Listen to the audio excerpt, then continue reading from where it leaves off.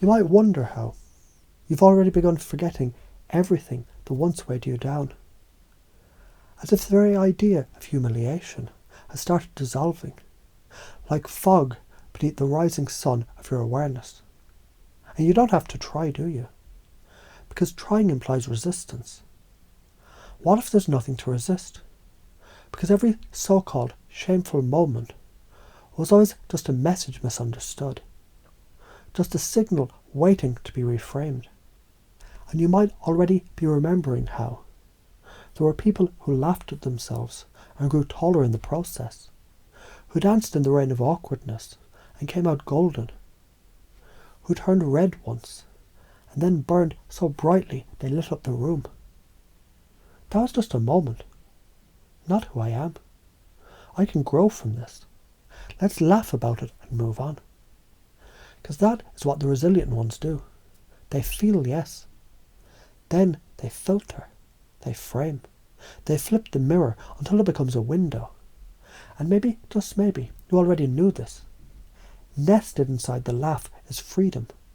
Tucked within every stumble is strength. And the part of you that once feared being seen was actually aching to be witnessed. So let me tell you about Maya. She walked into her room and tripped. The room laughed. Her face flushed. But then she said, "It's okay. Gravity and I are having a moment." And the room shifted. What changed? Not the fall. Her frame, her response, her posture, her inner story, rewritten in real time.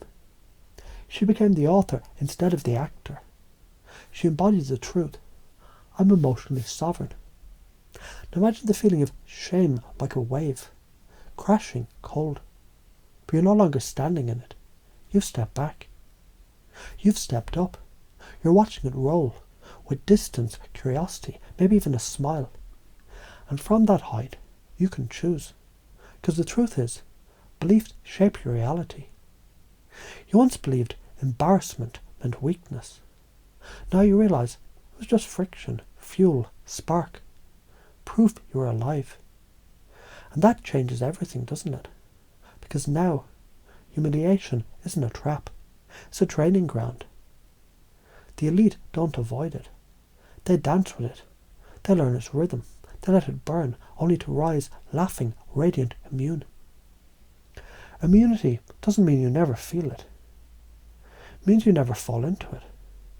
Like Leo, who forgot his lines on stage and said, "Looks like the script." Took a coffee break. The crowd laughed with him, not at him. Because shame only grows in silence.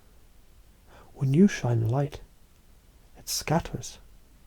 When you own the story, it can't own you.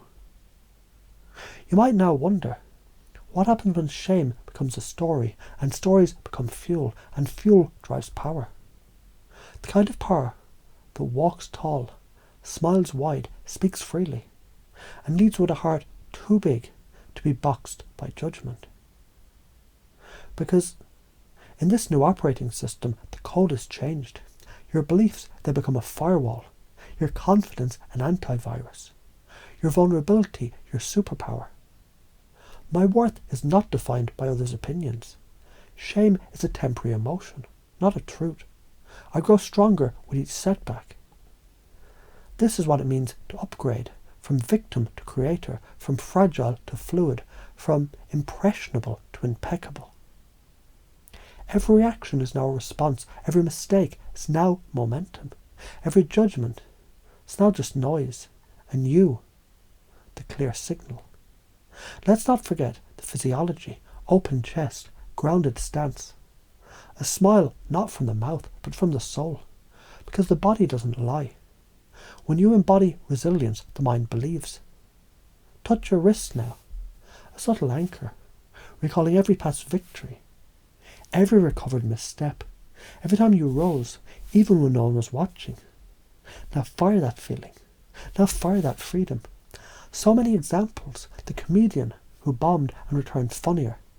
The CEO who stuttered and then soared.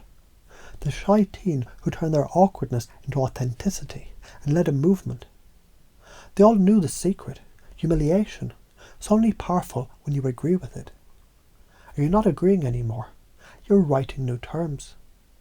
And those terms are truth. You're enough. You're evolving. You're bulletproof. Not because you avoid the arrows, but because you learn how to pull them out, turn them into pens, and write your next chapter in bold. This is not a script. This is a ceremony. A re-ritualization of self. A phoenix process. And it's already happening now, here, inside you. And as this new operating system installs, each beat, each breath, each belief woven in deeper. Failure doesn't exist. There's only feedback. Reality is fluid. The strongest frame wins. Self-approval is all that matters. You don't need permission to succeed.